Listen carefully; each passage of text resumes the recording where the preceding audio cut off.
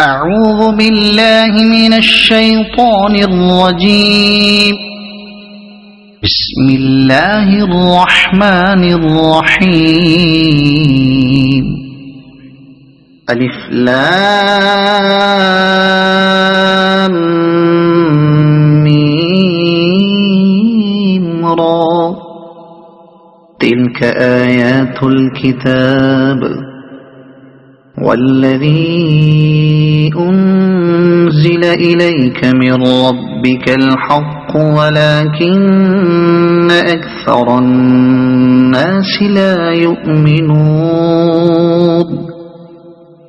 الله الذي رفع السماوات بغير عمد ترونها ثم استوى على العرش وسخر الشمس والقمر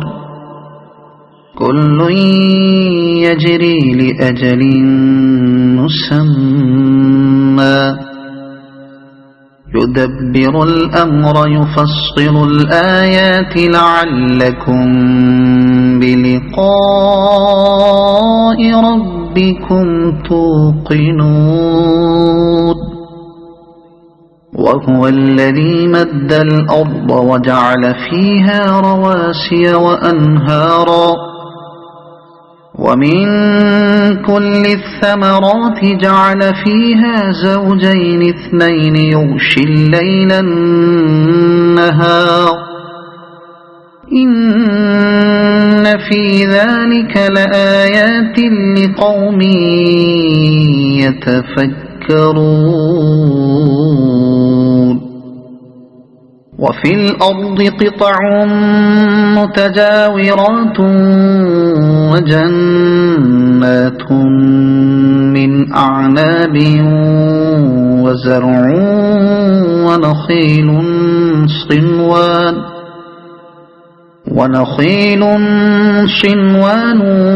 وغير صنوان يسقى بماء واحد ونفضل بعضها على بعض في الأكل إن في ذلك لآيات لقوم يعقلون. وإن تعجب فعجب قولهم أإذا كنا ترابا أإنا لفي خلق جديد أولئك الذين كفروا بربهم وأولئك الأغلال في أعناقهم وأولئك أصحاب النار هم فيها خالدون.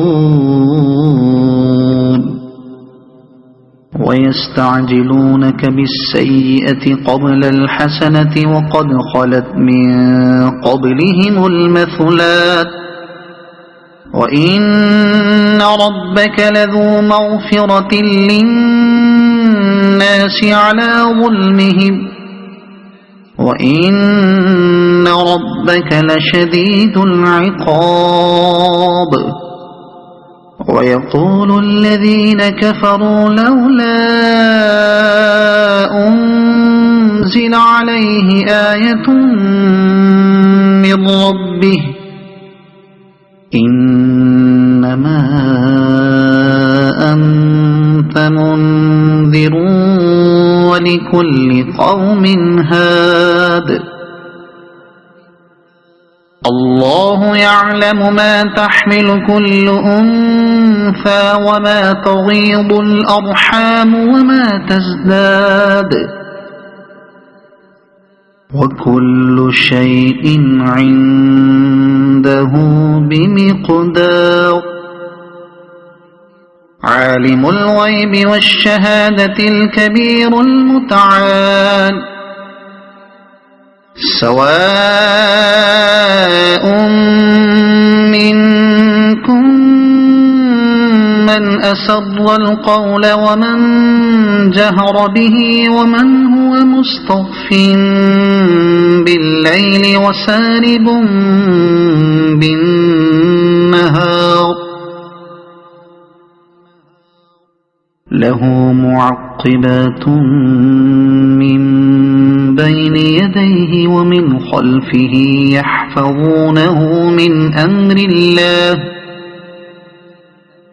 إن الله لا يغير ما بقوم حتى يغيروا ما بأنفسهم وإذا أراد الله بقوم سوءا فلا مرد له وما لهم من دونه من وال هو الذي يريكم البرق خوفا وطمعا وينشئ السحاب الثقال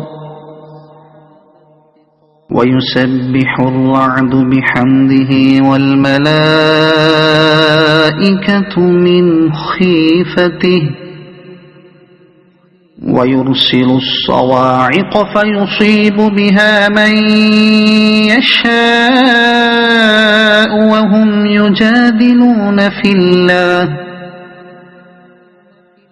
وهو شديد المحال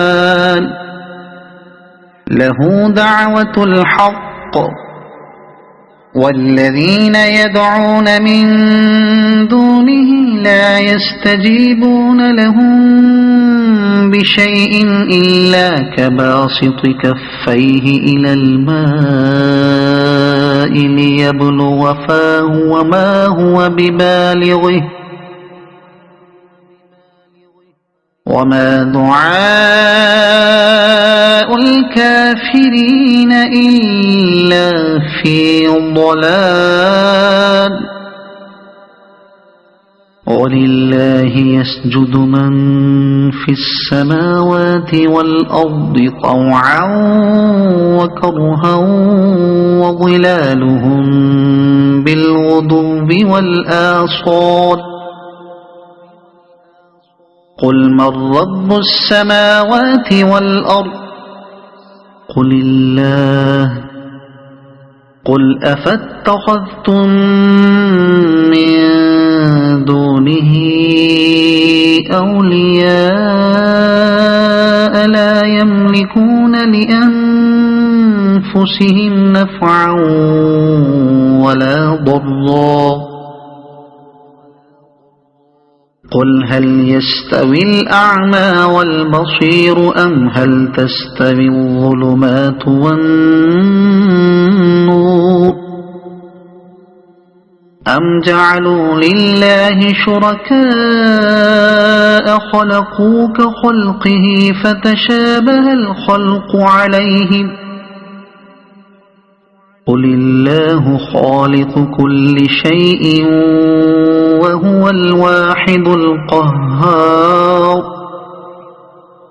أنزل من السماء ماء فسالت أودية بقدرها فاحتمل السيل زبدا رابيا ومما يوقدون عليه في النار ابتغاء حلية أو متاع زبد مثله كذلك يضرب الله الحق والباطل فأما الزبد فيذهب جفاء